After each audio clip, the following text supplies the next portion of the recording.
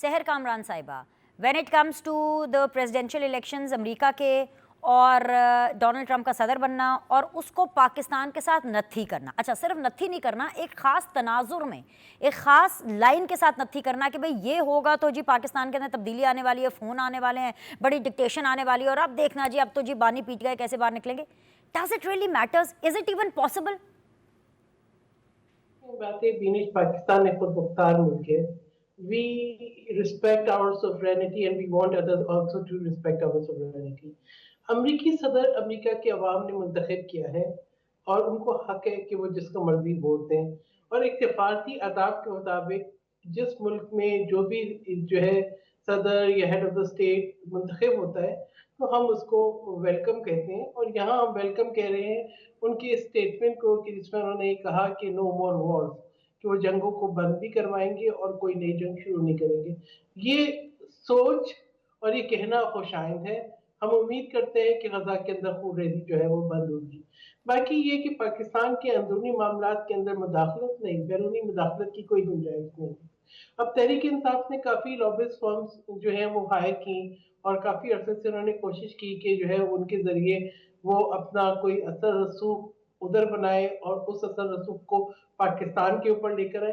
I believe हमें जो है अपनी जो एक अपनी सोवरेनिटी है उसको प्रोटेक्ट करना चाहिए और हमें ये नहीं कहना चाहिए कि जी कोई और आएगा वो हमारे मुल्क के कवानीन बदल देगा. हाँ बिल्कुल, एनआरओ लेना इमरान खान साहब का हक है. वो लेना चाहते हैं एनआरओ तो वो उसकी जो है तफसीलात वो इधर ही तय करेंगे कि किन शराइत पे वो एनआरओ लेना चाहते हैं, कि कौन से रिलीफ उनको चाहिए हैं. वो मैं समझती हूँ कि वो यहीं पर उनको गुफ्तगू करनी होगी और वो ये सोचेंगे कि कोई बाहर से आके उनको रिलीफ दे देगा. बाकी ख्वाजा आसिफ के का जो बयान है उनके पास मालूमात होंगी, हमारे पास तो मालूमात नहीं है तो उस पर मैं तबसरा नहीं कर सकती. लेकिन ये है कि पाकिस्तान का पार्लियामान है, पाकिस्तान की अदालतें हैं, पाकिस्तान के कवानीन हैं, हमें उनकी रिस्पेक्ट करना चाहिए.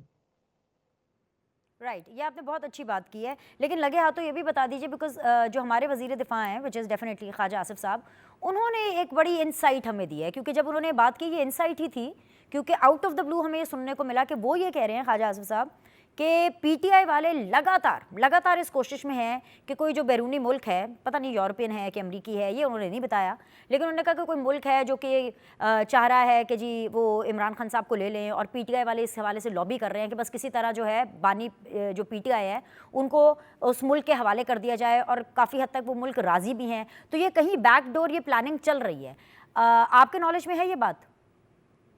ख्वाजा आसिफ को चाहिए था कि वो नाम भी ले लेते हैं. अब हम तो यही सोच सकते हैं क्योंकि हमें गोल्डस्मिथ की जो है ओपन लॉबिंग ट्वीट्स वो सब नजर आती हैं और अब पहले तो जो है वो जैक गोल्डस्मिथ वो करते थे, मैथ्यू गोल्डस्मिथ वो करते थे, अब जमाइमा ने भी ट्वीट की थी उनके लिए.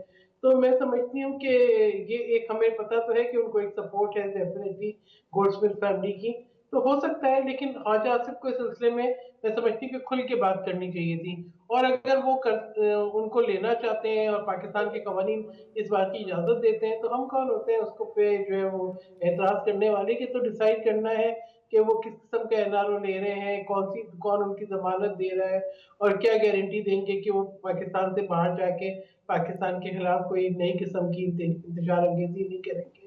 और क्या हम बाकी सबको भी इसी तरीके से इजाज़त दे दें कि आप भी जो है कोई जो है ऐसा तलाश करके राह बाहर चले जाएं. आई थिंक हमें पाकिस्तान के कवानीन को रिस्पेक्ट करना बहुत ज़रूरी है और ख्वाजा आसिफ को चाहिए कि खुल के बताएं कि जो है पाकिस्तान क्या के जो कवानीन को है भी वो. रिस्पेक्ट करना ज़रूरी है सहर कामरान साहब, और थोड़ी बहुत इज्जत इंसान को अपनी खुद भी करनी चाहिए. आपको अजीब नहीं लगता है सुनने में कि वैसे आपको सुनने और देखने में ट्रेंड्स भी चलाए जाएंगे, सुनने को भी मिलेगा डट के खड़ा है कप्तान है, हम किसी से डरते वरते नहीं हैं, और ऐसे तो दूसरी तरफ करें ना दबाव विनेश, अगर अगर अगर विनेश वजीर को दिफा डट के ये कह रहे हैं, खड़े and I think so it's a very Vinesh responsible post, वो हवा में तो नहीं विनेश कह रहे होंगे ना जी? विनेश वो डट के खड़े. 2014 का धरना, इंतशार, हुकूमत में आए, उसके बाद इंतशार, उसके बाद जो है वो 9 मई का वाकया, इस्लामाबाद की ग्रीन बेल्ट, वो आपको नजर नहीं आया? उनका मौके वही है, वो डट के खड़े. उनकी सोच जो है वो इंतशार पसंद है, उन्होंने पोलराइज कर दिया सोसाइटी को, वो डट के खड़े हैं. और आज भी मुझे कहते थे कि बैरूनी मुदाखलत, वो तो बैरूनी मुदाखलत तो वो तो लॉबिस्ट हमने तो नहीं हायर की ना, उन्होंने हायर किए. ये जो 100 बसों पे इश्तिहार चला दिए وہ ہم نے تو نہیں چلائے, وہ تو کوئی نہ کوئی تو سپورٹ کر رہا ہوگا نا, کوئی نہ کوئی تو فنڈ کر رہا ہوگا. تو یہ ان کے وہ بالکل ڈٹ کے کھڑے ہیں اپنے اسی موقف کے اوپر جو ان کا موقف 2014 میں تھا. اب ڈونلڈ ٹرمپ جیت گیا کیونکہ وہاں پہ RTA سسٹم نہیں بیٹھا.